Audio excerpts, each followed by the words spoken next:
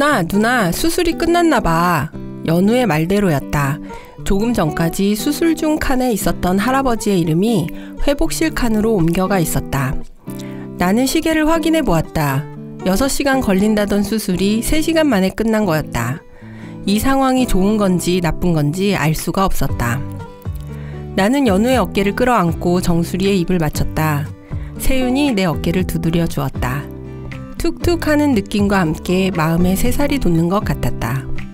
나는 한 번 더 힘을 주어 연우의 어깨를 안았다. 연우가 걱정스러운 눈으로 나를 올려다보았다. 수술 결과를 들으러 가야 할 시간이었다. 나는 말했다. 잘 됐을 거야. 아주 잘 됐을 거야. 연우는 내 눈을 올려다보며 고개를 끄덕였다.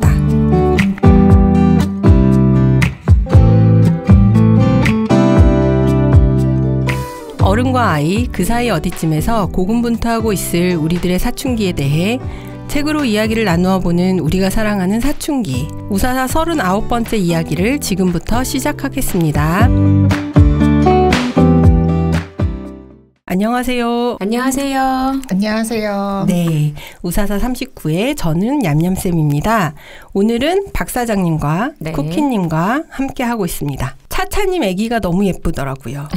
눈이 완전 똘망똘망하고 아기들은 사실 비슷하게 외계인 같은 모습을 하고 있지 않습니까? 처음에만요. 근데 그 차차님 아기는 처음 태어난 아기 치고는 고구마 느낌이 덜 나고 뽀얗고 예쁘던데요? 맞아요. 고구마 느낌 너무 딱 맞는 표현이네요. 고구마 약간 빨간 얼굴에. 네, 근데 하여튼 너무 예쁘더라고요. 차차님을 얼른 부르고 싶지만 아기를 보니까 좀 더 기다려야겠다 이런 생각이 들었어요. 막 자라나고 있는 아이들을 볼 때 우리가 지금 우리 곁에 있는 아이들을 볼 때 이렇게 아기 때 모습을 생각해야만 하는 순간이 오는 것 같아요. 특히 인내심이 바닥났을 때. 그렇죠. 네. 특히 사춘기의 절정에 이르렀을 때. 그때의 아이와 지금의 아이는 다른 아이라고 하더라고요. 그 기억으로 살아남아야 한다. 얼마 전에 끝난 드라마인데 나의 해방일지 거기서 엄마가 하는 말이 있는데 그 아들을 보면서 네. 크기만 커졌을 뿐이다. 크기만 커졌을 뿐이다. 네, 오늘 저희가 가져온 책은 문경민 작가의 훌훌이라는 소설입니다. 오랜만에 청소년들이 주인공인 책을 읽었어요. 박 사장님께서 준비해 주신 책 이야기 먼저 듣고 이야기 함께 나누어 보도록 하겠습니다. 네, 이번에 소개할 소설 훌훌은 입양이라는 주제를 색다른 방식으로 풀어낸 소설입니다. 우리가 생각할 때 흔히 입양을 주제라고 하면 뭐 가족의 사랑과 희생 같은 내용으로 조금 눈물이나 감동을 만들어내려고 하는 게 아닌가 이런 생각을 하기 마련인데요. 이 소설은 억지스러운 감동보다는 등장인물들이 겪는 삶의 슬픔을 담담하게 이야기로 풀어냅니다.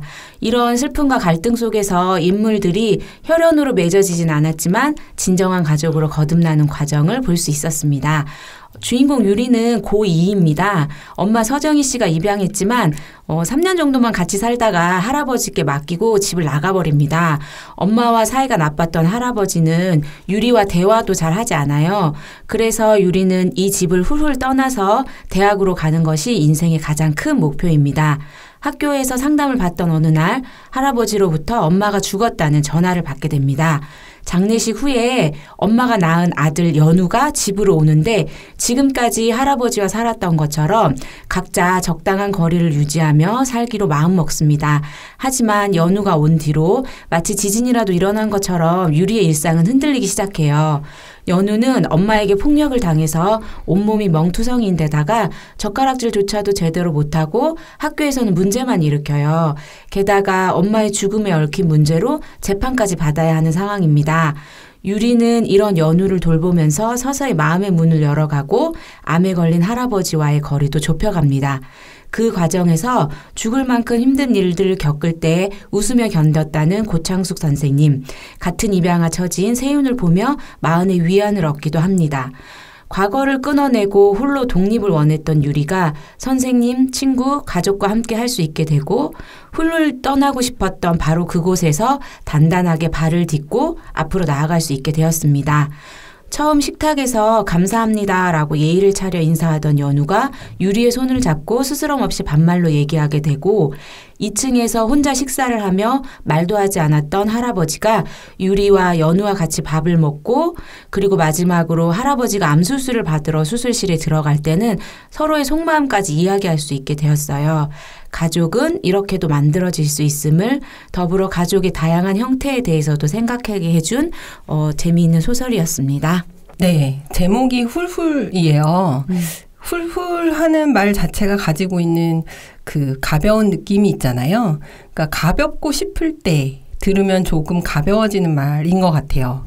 생각해보면 반대로 지금이 가볍지 않기 때문에 그런 말을 이렇게 그런 말을 하고 싶은 상태이기도 할 텐데요. 어떻게 읽으셨어요? 저는 이제 약간 문체가 주는 느낌이 무겁지 않다라고 느끼면서 읽었습니다. 이제 이 내용이나 아니면 다루고 있는 소재는 어떻게 느낄지 모르지만 이제 문체가 가볍고 이런 어떤 우리가 살면서 하는 경험이나 사건들에 대해서 어떻게 맞이해야 할까, 이걸 어떻게 다뤄야 할까를 맞아요. 제가 이제 청소년기를 지나가지고 청소년의 시점에서라고 말하기는 어려울 것 같은데 이제 그 시절에 어떻게 그걸 다루었으면 좋겠는가 하는 희망사항이 좀 녹아있다라고 느끼면서 읽었어요. 저는 여기 나오는 인물들이 다양한 인물들이 있는데 다 각자의 아픔이 있더라고요. 그런데 그 아픔들을 어떻게 대하는가 그런 거를 좀 보면서 읽었거든요.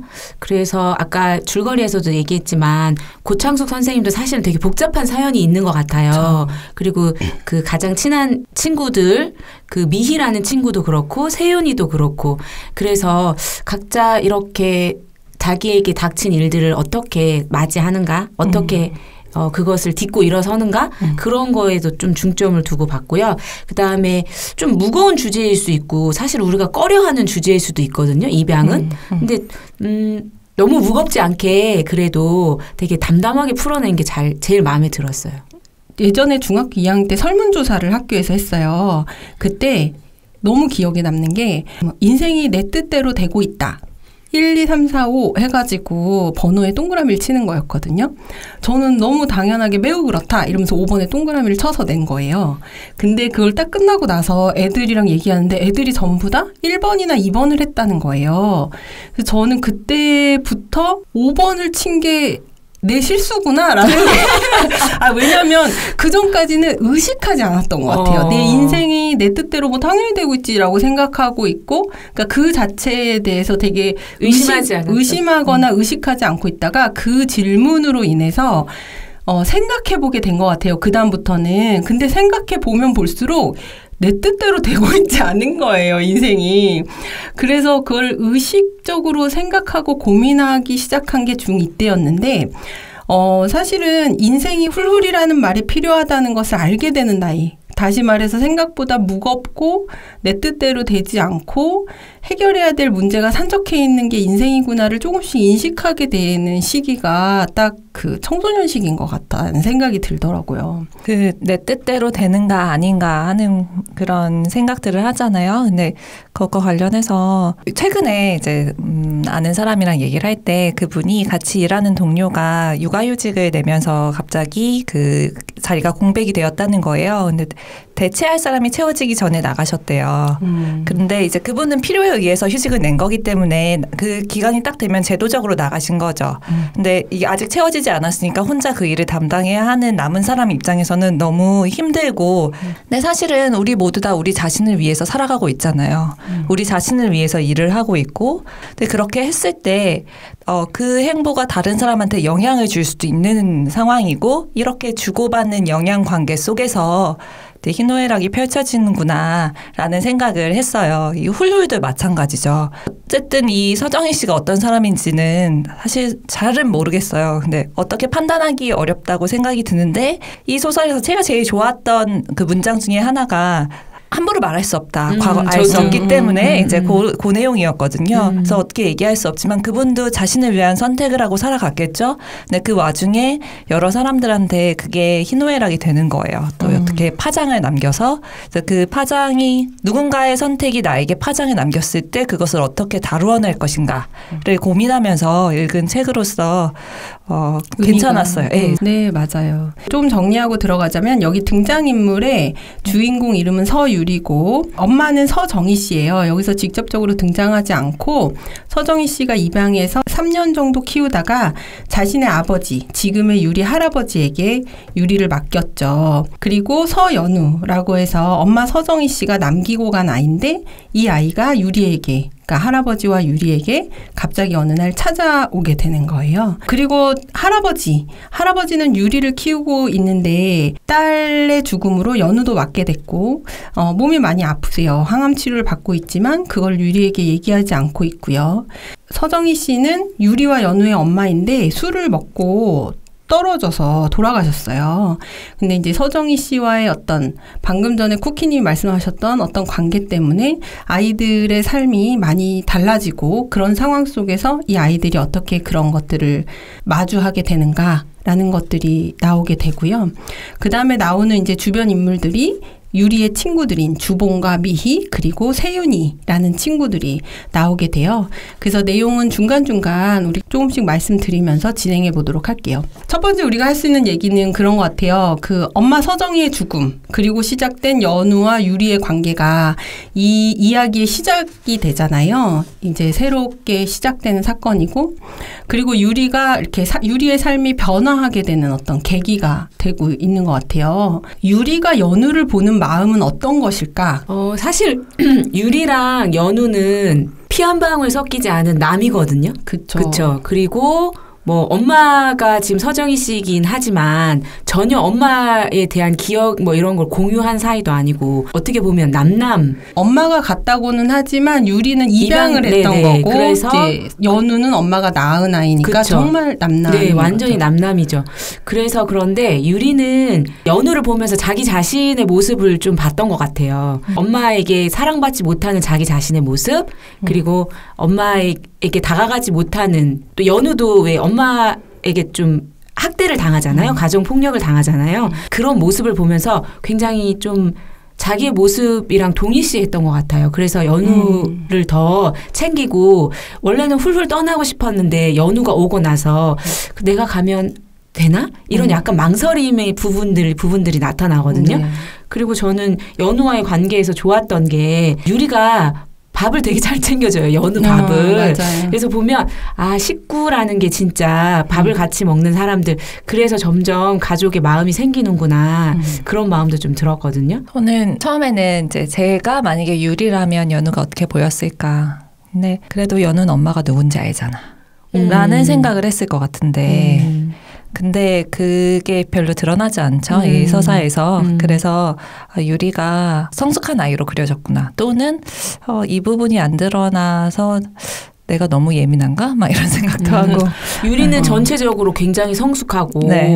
똘똘하고 혼자 많이 책임감이 컸어. 강하고 맞아 그런 맞아요. 아이로 소설에서는 그려지고 연우의 모습을 보면 유리가 막 그렇게 생각은 안 했을 것 같긴 한데 근데 사람이라는 게 마음이 그렇잖아요. 이제 다른 사람 같이 고통받고 있는 다른 사람을 보면서도 저 사람이 나보다 조금 더 나은 무엇인가를 찾게 되는 게 사람의 마음이라고 생각을 하는데 그 유명한 스토리 있잖아요. 같이 병실에 나란히 누워있는 똑같이 누워있는 사람인데 한 사람은 창가 쪽에 누워있고 한 사람은 벽 쪽에 누워있는 거예요. 그래서 창가 쪽에 누워있는 사람이 매번 창밖에 어떤 풍경에 대해서 설명을 해줘요. 그래서 다른 쪽에 누워있는 사람이 나도 창가를 보고 싶다. 나도 쟤는 창가에 누워있어서 좋겠다고 되게 부러워하고 어느 날 창가에 누워있는 사람이 죽었을 때 이제 내가 창가로 갈 수 있겠구나 라는 생각을 하게 돼서 막상 창가에 가서 봤더니 회색 벽만 보이더라. 이제 이런 얘기가 있거든요. 그러니까 그게 저는 사람의 마음을 그러니까 같은 처지에 있으면서도 이제 조금 어쨌든 질투심이라는 것이 어떤 방식으로든 이렇게 올라오게 되는 그런 사람의 마음을 잘 표현해주는 이야기라고 생각을 해요. 그래서 딱 이게 유리랑 연우랑 만났을 때 저는 유리가 그런 마음이 이 유서사에서 조금 올라올 수도 있겠다라는 생각을 했는데 전혀 그렇지 않고 이제 잘 보듬어주고 하는 모습이 어쩌면 연우가 굉장히 자신과 동질감 아까 말씀하신 대로 이제 동질감을 많이 느끼게 해주는 캐릭터일 뿐만 아니라 보듬어주고 싶은 그러니까 너무 연약하고 너무 힘든 그 여러 트라우마를 안고 있는 존재잖아요. 그래서 그것까지 나아갈 것도 없이 이렇게 되는 거 아닌가 맞아요. 이런 생각도 들었고 이제 이 둘의 관계가 그렇게 보였어요. 근데 이제 소설의 부분에서 보면 연우가 아기였을 때 잠깐 할아버지 할아버지 집에 오는데 그때 유리가 봐요. 연우를. 그래서 어떤 생각을 하냐면 나는 이제 더 이상 엄마에게 다가갈 수 없겠다. 왜냐하면 연우가 모든 자리를 차지했다. 그런데 엄마가 연우에게 굉장히 냉정하고 차갑게 대하는 모습을 보고 아마 그때 연우도 어쩌면 나보다 더 엄마에게 사랑받지 못하는구나. 그런 생각을 이미 했던 것 같아요. 그래서 나중에 연우를 만났을 때 그런 질투? 이런 감정은 좀 작지 않았나. 생각하지 못했던 부분들이어가지고 되게 재밌네요. 여기서 보면은 유리가 이제 잠든 연우를 보고 있는데 그 연우가 몸을 한껏 웅크리고 누워서 자고 있는 거예요. 그거를 유리가 보면서 옆으로 누운 연우는 몸을 태아처럼 웅크리고 고난 숨소리를 내며 자고 있었다.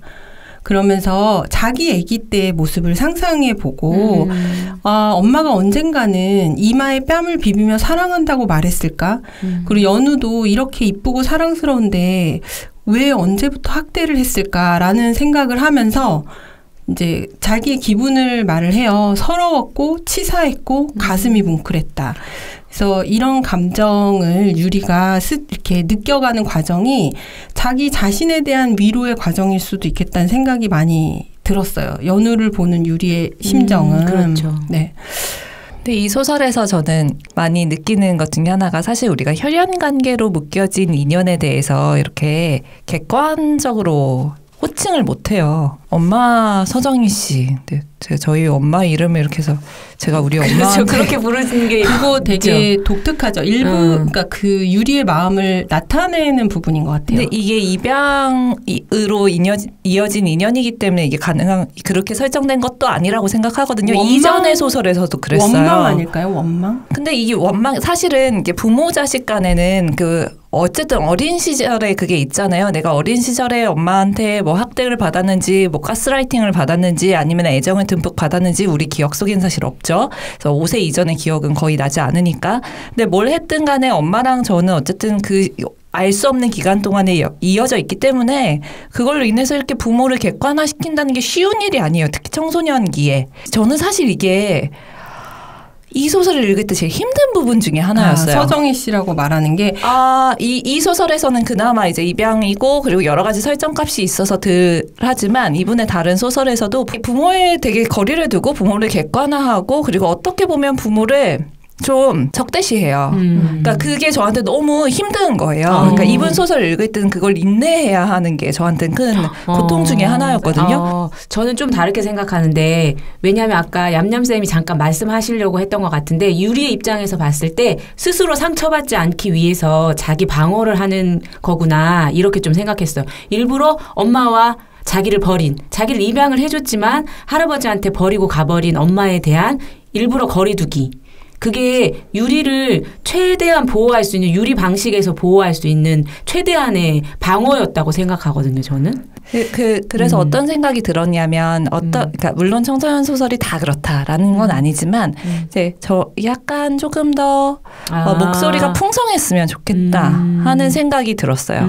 맞아요. 그럴 수 주제를 있죠. 조금 이어서 나가자 보면 타자에 대한 이해를 어디까지 해야 되는가에서 우리가 모든 사람의 서사를 알고 다 이해할 수는 없다.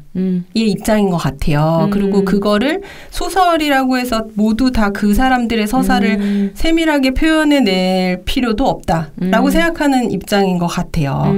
그러다 보니까 서로 이제 다른 관점으로 얘기를 하고 있는 것 같아요. 맞아요. 그리고 살면서도 저는 각자 서사가 있죠. 저 사람이 저렇게 할 만한 이유가 있는 거예요. 근데 우리는 사실은 살면서 쉽게 분노하죠. 나에게 이 일을 다 떠맡겨? 라고 할 때 저 사람도 서사가 있을 거야. 이렇게 생각하는 거 전 되게 싫어하거든요. 그러니까 감정적 공감과 별개로 그 행동에 대한 판단은 원칙이 필요하다라고 생각하는 입장인 것 같아요.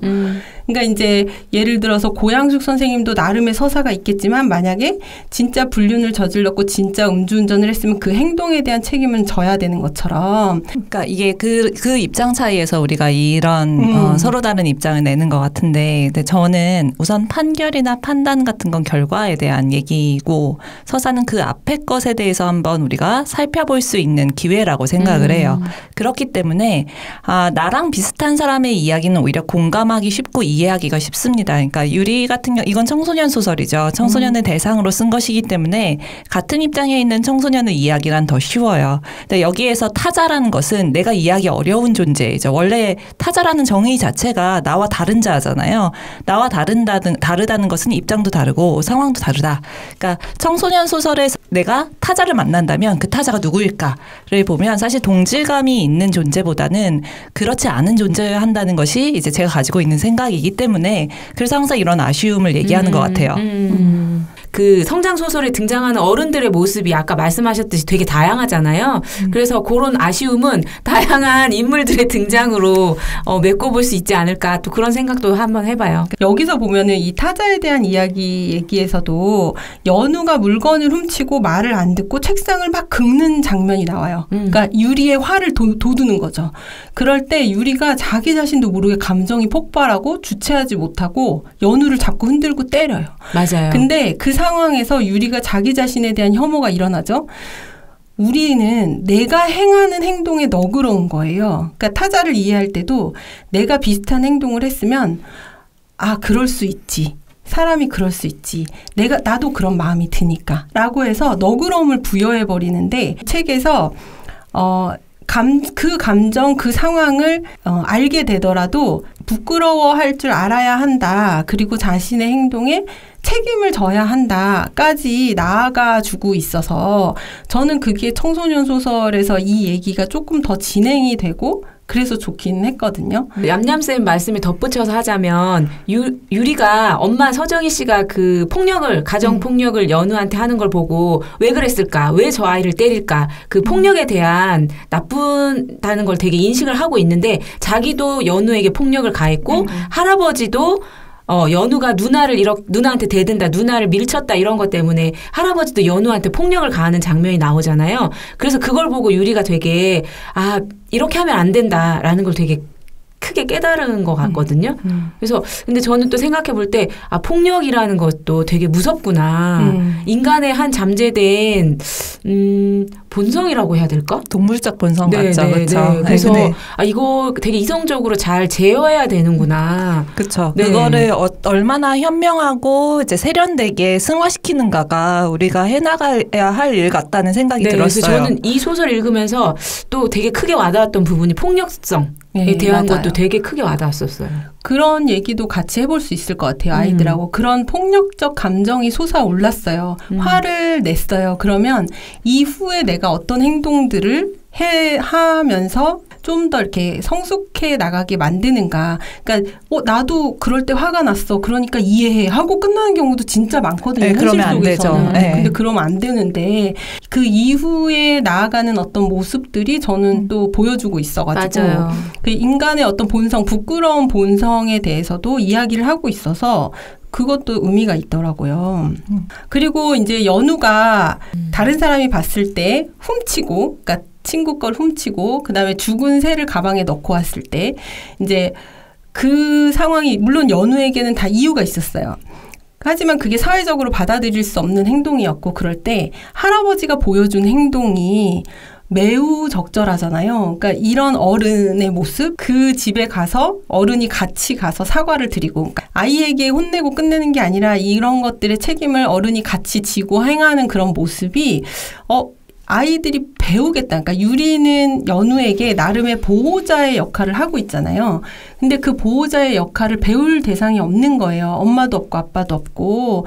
근데 할아버지가 있어서 다행이다라는 생각이 들었거든요. 맞아요. 근데 저는 쿠키님이 이 서정희 씨에게 느꼈던 이 서사의 아쉬움이 저는 할아버지한테 좀 느껴지는데 할아버지의 서사가 너무 없어서 아니 서사가 없어서라기보다는 할아버지가 그 유리를 키우면서 좀 정을 어쨌든 주지 절대 정을 주지 않고 그 다음에 그 연우가 왔을 때도 마찬가지고 정을 안 주시죠. 네네. 그래서 뭐 여러 가지 다양한 모습을 보여주는 것 같아요. 할아버지는. 그다음에 또 여기서 드는 질문이 이게 유리의 질문이기도 해요. 이럴 거면 왜 입양을 했나? 라는 질문을 유리는 계속 갖고 있죠. 그러니까 이렇게 키우지도 못할 거. 그리고 이제 연우도 이럴 거면 애를 낳아서 학대하고 술 마시고 막 그럴 거면 왜 얘를 낳았나. 근데 사실은 원망의 마음이겠죠. 그렇죠. 네. 저는 그 질문이 되게 좋은 질문이라고 생각했거든요. 이럴 거면 왜? 그런 거 되게 많잖아요. 그 순간의 선택이었던 것들. 내가 왜 이 남자랑 결혼했을까? 이걸 포함해서. 네. 그러니까 그 순간의 선택이었던 것들이고, 이제 사실은 그 순간의 선택은 언제나 이루어질 수 있는 거죠. 그 순간은 그것이 전체이고, 그것이 가장 아름답고, 그것이 내가 해야 할 일처럼 느껴지니까. 근데 결국 우리의 그 삶의 본질이라 할까? 우리의 삶의 태도는 내가 한 선택을 얼마나 책임지고 이어나가는가에 있는 것 같아요.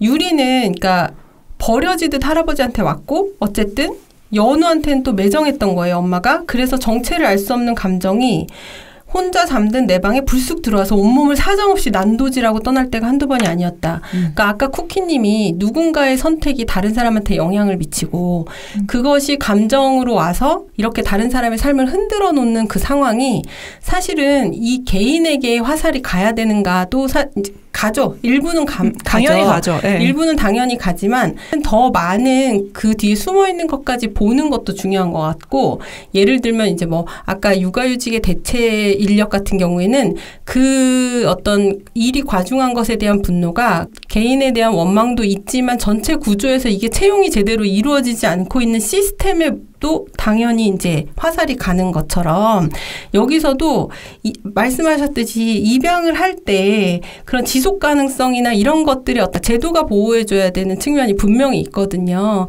그러니까 이제 이런 여러 가지를 같이 생각해봐야 될 필요가 있다는 것과 말씀하신 것 중에 이런 일은 근데 살다가 보면 너무 많이 일어나는 거예요. 이런 어떤 문제 상황들, 난감하고 힘든 상황들, 이런 문제 상황들을 어떤 지지를 받지 못하는 상황에서 내가 이겨내야 되잖아요. 그래서 이제 외롭고 쓸쓸한 건데, 그래서 이런 어떤 나를 지키는 법, 이거에 대해서 얘기하고 싶었던 것 같기도 해요. 그러니까 이 책 전체가. 저는 들으면서 제목을 생각하면서 말씀을 들었어요. 근데 훌훌이란 단어가 되게 홀가분해 보이는 그 훌훌이고, 이제 소설 안에서는 과거를 완전히 잘라내버리고 이제 할 수 있으면 얼마나 좋을까 이런 얘기를 하잖아요. 이름도 바꿔버리고 싶다고 막 그러고.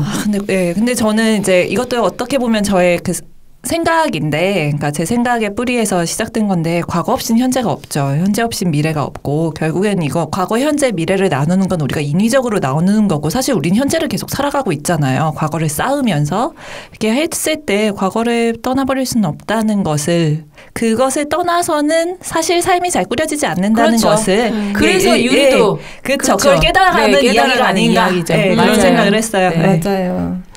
그러면 이제 우리 접어두고 싶은 페이지 읽어드리고, 저희가 했던 내용 외에도 많은 생각들을 또 독자분들은 하실 수 있을 것 같아요.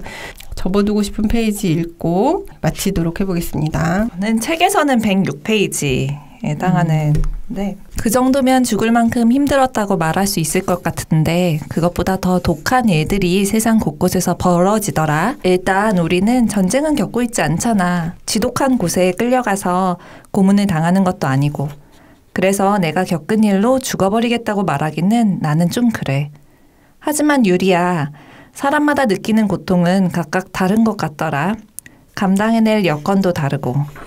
설령 나와 비슷한 상황에서 죽음을 선택한 사람이 있다고 해도 함부로 말할 수는 없을 거야. 길이 열리기 시작했다. 선생님은 조금씩 속도를 내며 비슷한 말을 반복했다.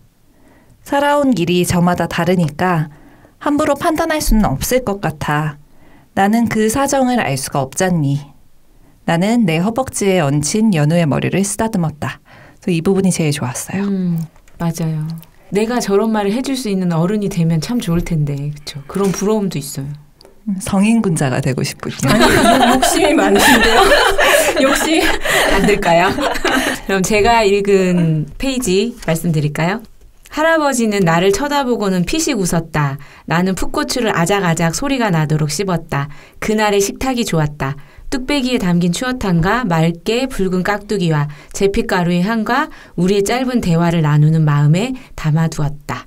나를 쳐다보고 피식 웃고 말았던 할아버지의 표정도 오래 기억하게 될 것 같았다. 내가 처음 만들어 들었던 된장찌개를 맛본 할아버지의 모습처럼 어쩌면 평생. 이 부분이 정말 좋았거든요. 유리가 할아버지랑 이제 편안하게 마음을 나눌 수 있게 된 거예요. 그래서 그 모습을 평생 기억하게 될 거라는 게, 아, 진짜 가족이 탄생했구나. 그런 마음이 들었고, 할아버지의 마음도 느껴지고, 유리가 너무 외롭고 아팠던 마음이 요렇게 작은 순간순간 그 찰나의 행복을 가지고 이제 치유될 수 있겠구나. 이게 많이 모이면 유리의 삶도 원했던 것처럼 운동장처럼 평평한 삶이 될 수 있겠구나. 그런 생각이 들어서 참 좋았던 부분이에요. 저도 그 부분 참 좋았는데 왜 굉장히 평범하지만 마음속에 사진처럼 이렇게 담아 가지고 있는 장면 같은 것들이 그쵸. 개인들에게 있잖아요. 그래서 저도 저희 할머니가 이렇게 김치에 그 소면을 넣어서 이렇게 끓여서 나름의 소울푸드예요. 이제 그런 거를 이제 주시던 약간 어둑하던 그 식당의 그 장면이 머릿속에 항상 있거든요. 저한테는 따뜻한 장면이에요. 그래서 그거랑 이렇게 오버랩되면서 저 장면이 진짜 좋았어요. 박 사장님의 그런 바람, 따뜻한 바람이기도 한 것 같아요. 주인공 유리를 향한. 저는 마지막에 있는 작가의 말을 좀 부분 읽고 마무리를 지어볼게요. 겪어보지 않으면 알 수 없는 마음이 있다는 걸 나도 안다. 세상에서 가장 사랑하는 내 딸은 자폐장애가 있다. 영화나 소설에서 자폐장애인이 등장할 때마다 나는 신경이 곤두선다. 장애인들이 웃음거리나 억지스러운 감동을 자아내는 소품으로 쓰이는 건 아닌지 걱정이 앞선다. 보면서 마음이 편했던 작품은 많지 않았다. 내 소설은 그러지 않았으면 한다. 훌훌이 모든 사람의 마음에 닿는 소설이기를 바라지만 무엇보다 입양 가정으로부터 지지를 얻는 소설이 되기를 소망한다. 모든 고통은 사적이지만 세상이 알아야 하는 고통도 있다. 우리가 모두 애쓰는 사람이라는 것을 느낄 때마다 나는 가만히 미소 짓곤 한다. 딸과 함께 내 안에 성큼 들어서 버린 불안이 무서워질 때 나는 딸 옆에 있을 누군가를 상상한다. 내가 딸을 떠난 뒤에도 누군가가 딸에게 손을 내밀어 주리라 생각한다. 촉촉하고 따뜻한 손이 100마디의 말, 1000개의 눈빛이 되어 퍼져나가기를 바랬다. 네, 오늘도 누군가에게 이렇게 따뜻한 손이 될 수 있기를, 그리고 그 손을 잡고 살아갈 수 있기를 바라는 마음으로 우사사 39회 여기서 인사드리겠습니다. 감사합니다. 다음에 감사합니다. 만나요.